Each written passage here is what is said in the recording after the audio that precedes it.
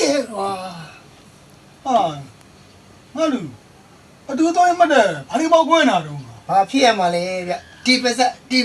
ကောင်းမှဆိုမှမသိတယ်ပါစက်မန်းလေးမြို့ပေါ်သွားတာဗျတကယ်ချင်းတွေက black label red label တိုက်တာဗျ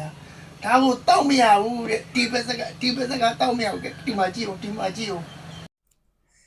ကဲဒါကတော့ခင်ဗျာရှစ်ဆုံးတငယ်ချင်းတွေကနေပြီးတော့မန္တလေးရွှေမြို့တော်ကြီးကိုရောက်တုံးပါကျွန်တော်ကိုစားတောက်ဆိုင်မှာ like ပြီးတော့အခန့်ကျွေးမွေးတဲ့ပုံစံလေးဖြစ်ပါတယ်ခင်ဗျာကဲဒီမှာကြည့်လိုက်ပါခင်ဗျာကျွန်တော်ကတော့မန္တလေးရွှေမြို့တော်ကြီးကိုရောက်တဲ့အခါတိုင်းမှာဒီလိုတငယ်ချင်းမိတ်ဆွေပေါင်းသိနေနဲ့အများအားစုံနေကြဖြစ်ပါတယ်ခင်ဗျာကဲရှစ်ဆုံးတငယ်ချင်းတွေကစားတောက်ဆိုင်ပြီးတော့ကဲအိမ်မှာလည်းလိုက်လံပြီးတော့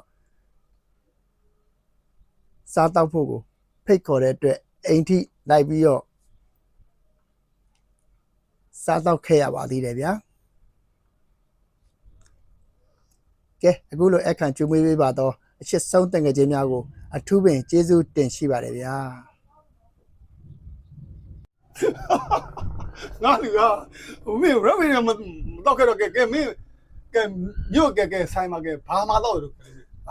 ကိုတော်မှာကဗျာတော်ရဲ့လောက်ရက်ချမ်းလောက်ရှိတာဟိုဗျာမြို့ပေါ်စိန်ကြအောင်ဆိုရောဘီယာလေးတစ်လုံးမှပြီးတော့ခွက်လေးတစ်ခွက်တောက်တာဗျာအဲ့ဒါတကယ်ချင်းနေနဲ့စကားပြောနေတော့ကြည့်တယ်ခွက်တစ်ခွက်ကြတော့ဝိတ်ကြလာလူသွားတာဗျာ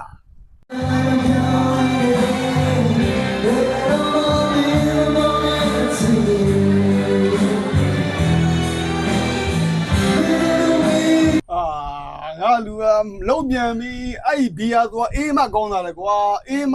မမှုတာအေးမဘီယာဆိုတာအရသာပေါ်တာအဲ့ကျခွက်ကြီးကကြတော့ပူးနေမှာလို့အေးခိုင်နဲ့ခွနဲ့လာလဲပေးတာမသိပါဘူးဗျာ